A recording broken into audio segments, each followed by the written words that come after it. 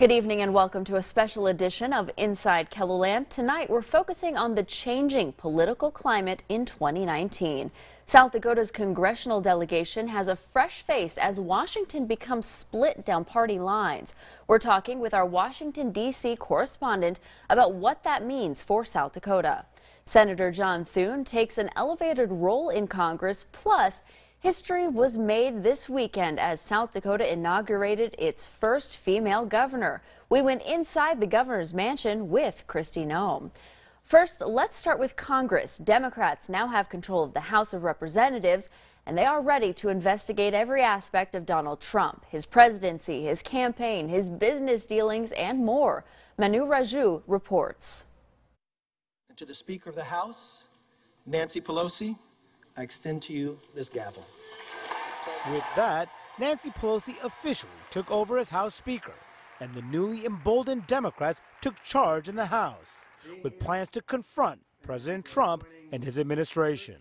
Remembering that the legislative branch is Article 1, the first branch of government, co-equal to the presidency and to the judiciary. The House narrowly elected Pelosi Speaker with 220 votes, 4 more than she needed, after 15 Democrats revolted against her. But when she presided over the House, she tried to strike a positive tone. We must be pioneers of the future. This Congress must accelerate a future that advances America's preeminence in the world and opens up opportunities for all. In the Senate, the GOP added 2 more seats, now with a 53-47 majority, and the ability to protect the president against their Democratic foes. It's a clear choice, and it'll be clear to the American people watching all this at home. Good governance or political performance art. The public interest or political spite. Policymaking or presidential harassment. Democrats say Republicans have ignored their basic jobs of oversight and now have plans to mount what could be the most expansive investigation of a sitting president.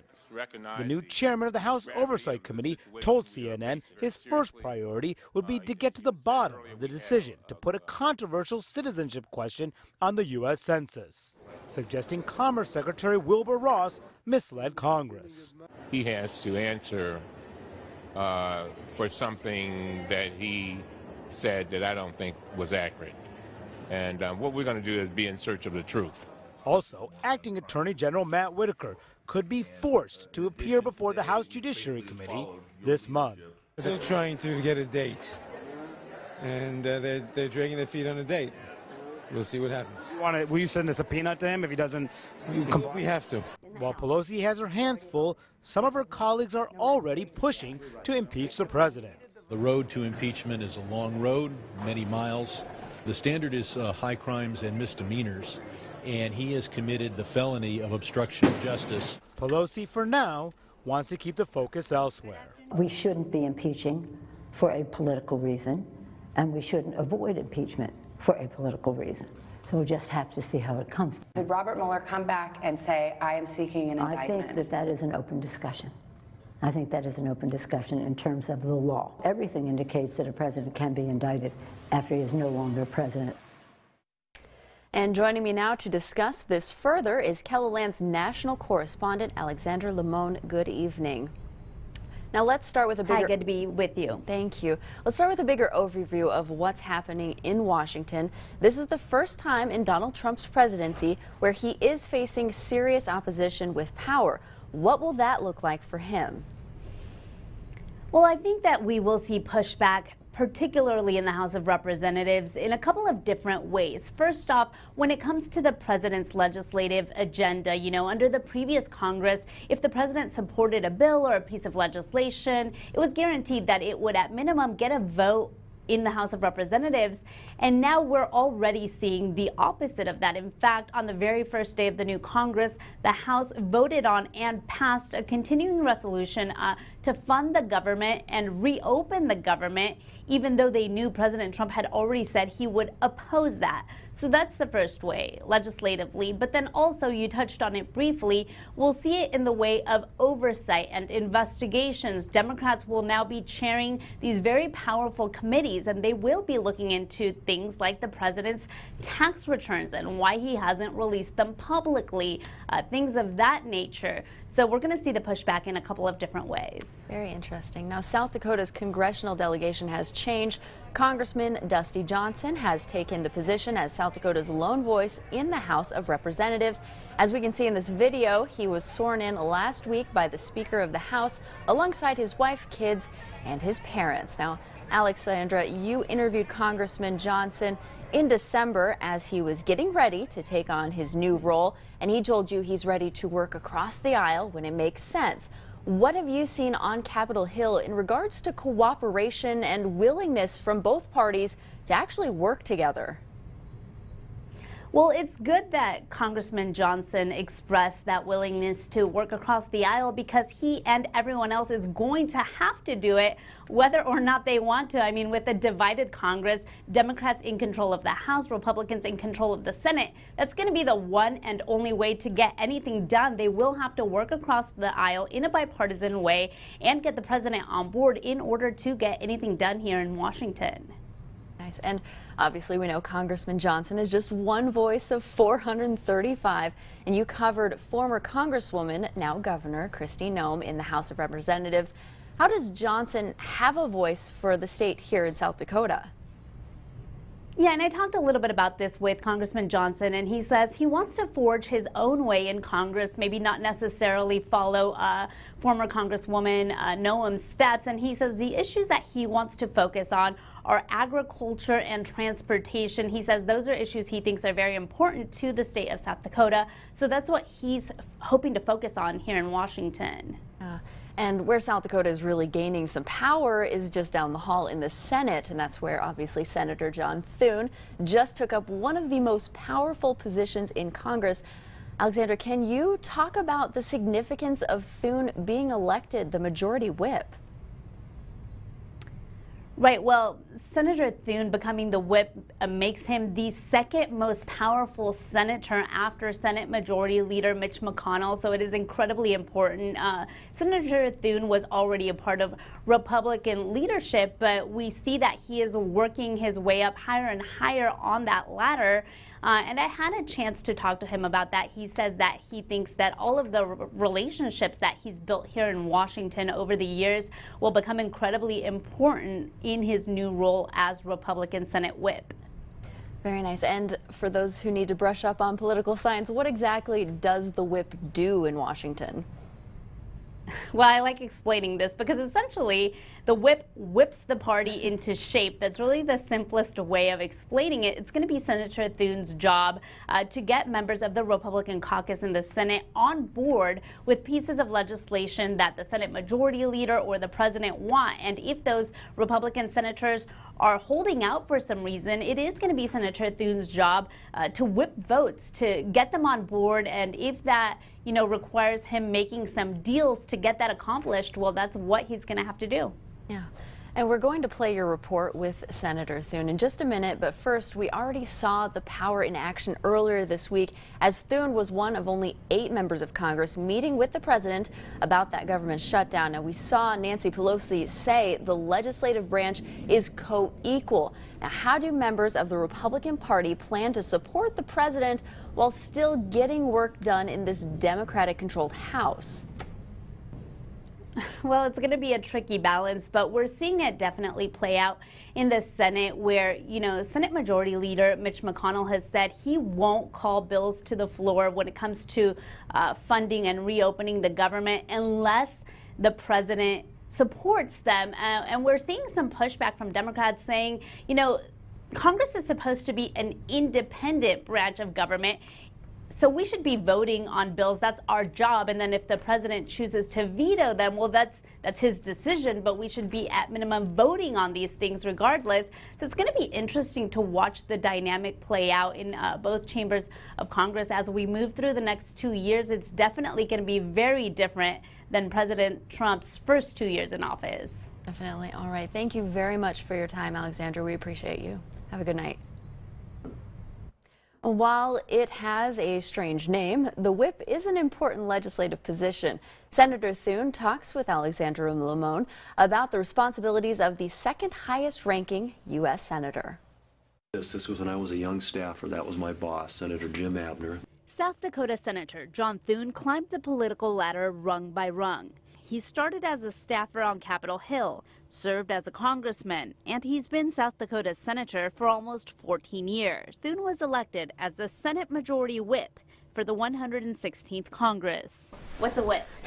Okay, well, essentially you're tasked with trying to make sure that your team succeeds and that you're able to execute your legislative agenda. The Majority Whip is the second most powerful position in the Senate. But why is it called the whip? What we call whipping the vote, and that is finding out where people are, counting heads and determining whether or not there are enough votes to proceed. Senator John Thune says he became a leader within the Republican Party because he formed strong relationships, and those relationships will be key in his new role as the whip. In the end, you want to be a difference maker. The question is whether Thune's quest to make a difference stops after becoming whip. So what's next? Senate Majority Leader 2024 presidential run? No, I'm perfectly happy being where I am. You know, let's take these things one thing at a time. In Washington, Alexandra Limon. The 116th class of Congress is breaking barriers. For the first time, the freshman class includes 2 Native American women. Democrat Deb Haaland from New Mexico, and her platform includes health care for all and strong public schools. Haaland wore a traditional Pueblo dress for her swearing-in ceremony on Thursday. And Democratic Representative Sharice Davids won a House seat in Kansas. Davids is an attorney and a former professional martial arts fighter. She is also the first openly LGBT member of Congress from Kansas. In fact, the number of women in the House is now at an all-time high of 102. Of those, just 13 are Republican Party members. Still ahead, South Dakota makes history this weekend with the inauguration of Kristi Noem. We'll have that story when Inside KELOLAND returns. This weekend, South Dakota made history inaugurating the 33rd governor of South Dakota, Kristi Noem. She became the first woman to hold the chief executive title of the Mount Rushmore state. If you missed any of the ceremonies, we have a complete wrap-up right now on KELOLAND.com. Capitol News Bureau correspondent Bob Mercer went on a tour earlier this week of the governor's mansion with the new governor. Goodness sakes, yeah, this is significantly larger than our house. We just have a farmhouse that's not that old, but it's adequate for our family. This is a whole different level. And obviously the public side is large enough to have meetings and that people can utilize it, so that's nice. I'd like to hang these up somewhere. But no, they aren't. The red lines I thought I'd put over in that office. Picture, this is one of those pictures up here, and I always had hanging in my office out in DC, but it seems kind of strange to hang a picture up here in Pier. You know, this is pretty special for our family. We love South Dakota. For me, I'm incredibly grateful for the opportunity to serve and looking forward to, you know, really creating opportunities for the next generation. I think my perspective as a mom is recognizing and wanting opportunities for all our kids to stay here and be successful, and that'll be my goal. And KELOLAND's Brady Mallory spoke with Noem right after she won the election in November about the significance of this moment. Ladies and gentlemen, the next governor of the great state of South Dakota. It's a question even her mom asked. What if she's the first woman governor? Corinne Arnold got her answer, along with the rest of South Dakota. Kristi Noem.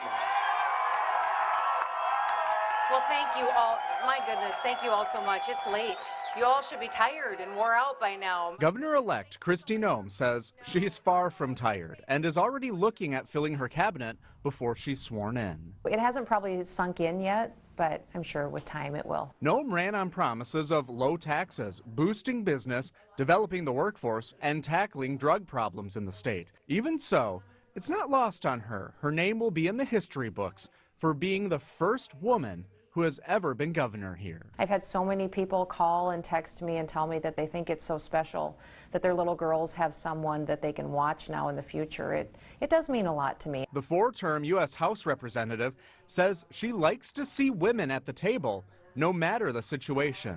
I've been a big believer over the years that women have a different perspective on every issue. It's not that there's women's issues and men's issues, it's just that women bring a totally different perspective to the conversation. Augustana University political science professor Emily Wanless says Noem's victory could have a ripple effect on South Dakota women. It'll actually also promote women in general, just the everyday woman, to get more interested and participate more in politics. And if this encourages more women to step up and take the chance, that's what I've always encouraged them to do, was we should look at life as saying yes to opportunities. Wanless says, in a way, it can be more difficult to be a Republican woman in today's political world. The issues that are typically associated with women and that women choose to champion typically are issues that align with the Democratic Party. Can you still be pro-women's interests and be a conservative? Oh, very much so. Yeah, I think there's so many issues that impact a woman's life. Noem mentions education for children and helping female small business owners. I care about women's health issues as well. Even though I'm pro-life, I think that we still need to make sure we're addressing other health challenges that we have.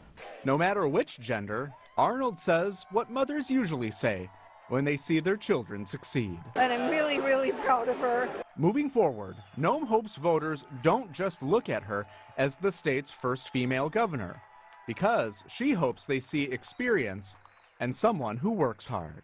In my family, there were no girl chores or boy chores. There was just things to get done. So that's what we're going to do. I have some big plans for this state. May God bless you, and may God bless the great state of South Dakota. Thank you. In just 2 days, lawmakers go back to work in Pierre. A preview of the big issues when Inside KELOLAND returns.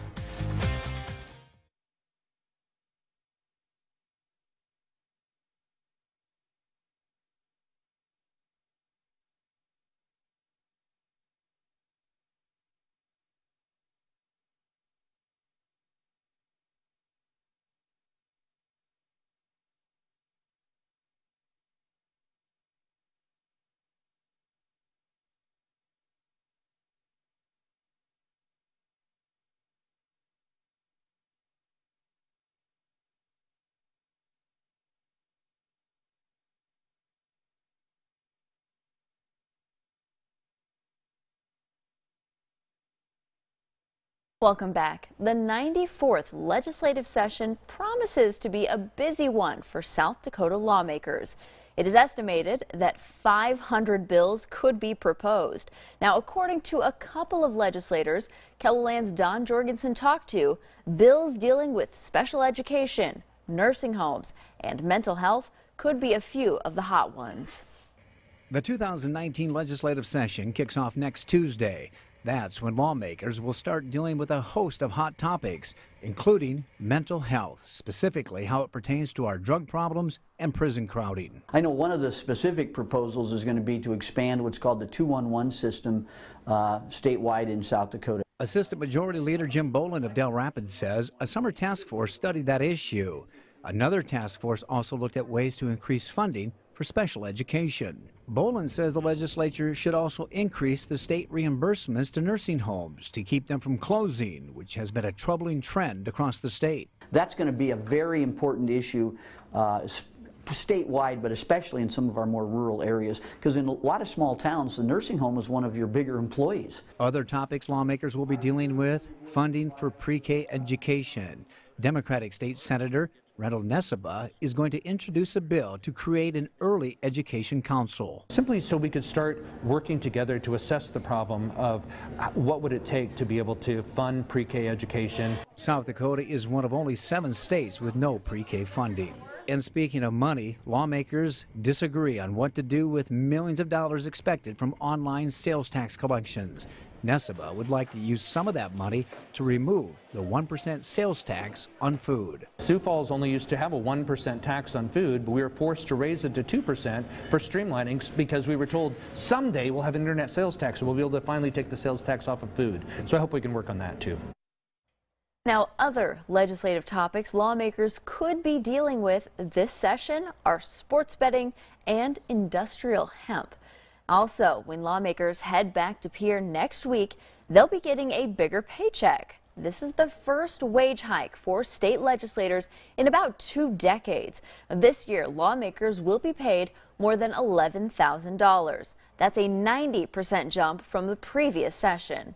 House Majority Leader Lee Qualm says this raise will allow more people to get involved in state politics. Of course, we will be following it all. This year, KELOLAND News will bring you unprecedented access to the state capitol with Bob Mercer reporting from our Capitol News Bureau. Mercer is bringing his decades of experience in Pierre to us on air, online, and over on KELOLAND News app. Now, switching gears, we have something special to tell you about. The USS South Dakota is about ready to take to the seas. We're going to show you this unique opportunity for the veteran in your life to take part in this historic moment when Inside KELOLAND returns.